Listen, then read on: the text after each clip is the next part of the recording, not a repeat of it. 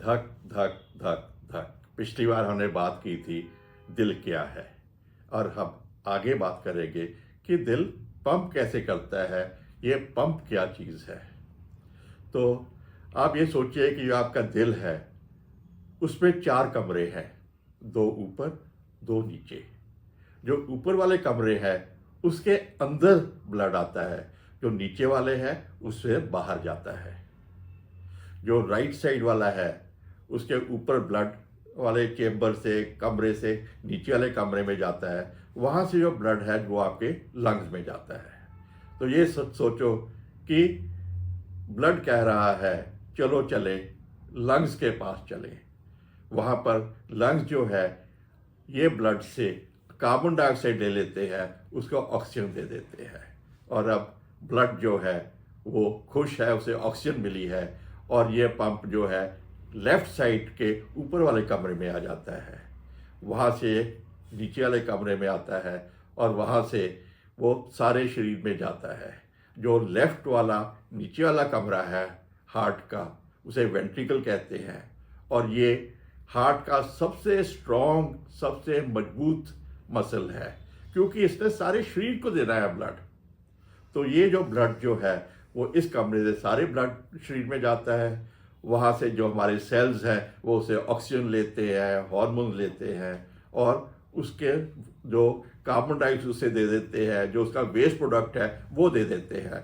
अब ये सोचो कि जो दूध वाला है, सब्जी वाला है, वो आपको ब्लड में सब खुराक दे रहा है, जैसे ऑक्सीजन मिल रही है, पेट से जो है न्यूट्रिशन मिल रही है, और जो सेल्स है उसको इस्तेमाल करने के बाद में अपना कूड़ा उसमें डाल देते हैं। और जो सीवरेज है, म्यूनिसिपल कॉर्पोरेशन का डिपार्टमेंट है, उसका काम है उसको लेके जाना, और वो लंग्स में ले जाता है। मतलब लंग्स में से वो फिर से कूड़ा निकालते हैं, कार्बन डाइऑक्साइड निकालते हैं, और फिर से राइट साइड के ऊपर वाले कमरे के अंदर फिर आ जाता है। अब हार्ट को कैसे पता, इन कमरों को कैसे पता कि हमने कब क्या काम करना है। तो उसके लिए साइनस है। जैसे कि स्कूल के अंदर घंटी बजती है, जब घंटी बजती है तो बच्चे समझ जाते हैं कि अब क्लास शुरू होने वाली है, और अब मैथ्स का क्लास है, अब फिजिक्स का क्लास है। वैसे ही जो है राइट साइड में ऊपर एक साइनस नोड है, वो एक घंटी है।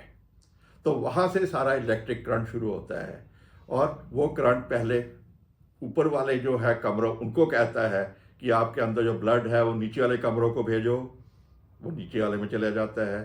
फिर ये जो घंटी बजी है वो सिग्नल नीचे दोनों जो कमरे हैं उनमें जाता है, और उसे कहता है आप पंप करो।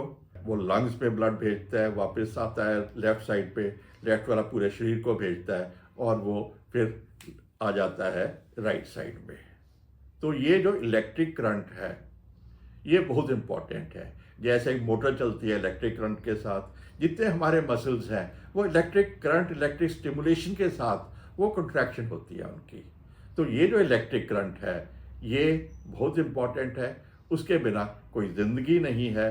हमारी ज़िंदगी इलेक्ट्रिसिटी के बिना नहीं है, क्योंकि उससे ना हमारा टेलीफोन चलेगा, उसके बिना ना पंखा चलेगा, ना एसी चलेगा, ना लाइट चलेगी। उसी तरह जो हार्ट है इस करंट के बिना वो पंप नहीं कर पाएगा। पंप नहीं करेगा तो शरीर को कोई ब्लड नहीं मिलेगा, हमारे ऑर्गन को ब्लड नहीं मिलेगा, और उसके बिना हम जिंदा नहीं रह सकेंगे। तो ये है इम्पॉर्टेंट इलेक्ट्रिक सिस्टम की। जैसे हमारे घर में इलेक्ट्रिक सिस्टम होता है, कार में होता है, स्कूटर में होता है, वैसे ही हमारे शरीर का इलेक्ट्रिक सिस्टम है।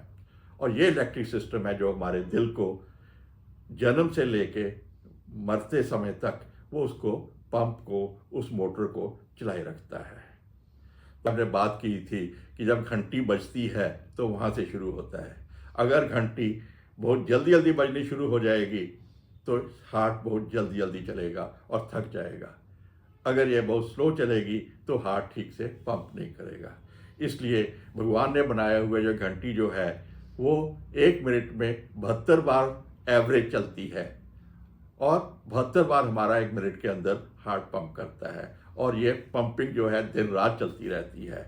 और जिस दिन ये घंटी बजनी बंद हो गई तो स्कूल बंद हो जाएगा, बच्चों को छुट्टी मिल जाएगी, हार्ट को छुट्टी मिल जाएगी, हमारे जीवन को छुट्टी मिल जाएगी।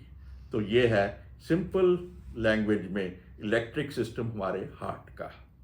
और अच्छा लगा तो आप इसको लाइक करिए, कमेंट करिए, शेयर करिए।